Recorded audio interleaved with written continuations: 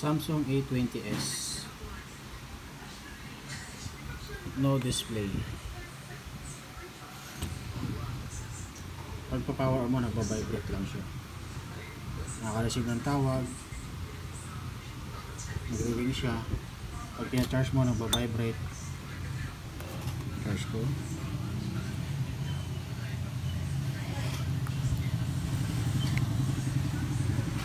Yan, nag-vibrate siya. Notification number 2.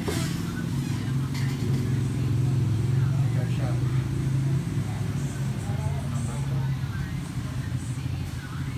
Okay, yan ang gagawin natin ngayon.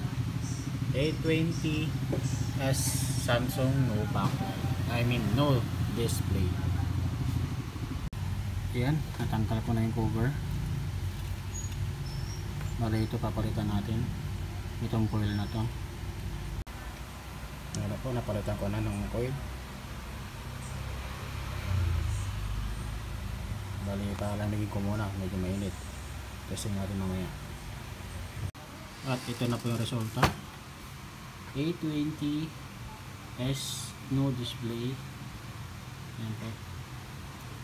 Yun ang ginalaw natin. Yun. Yan po. Tested and working na siya.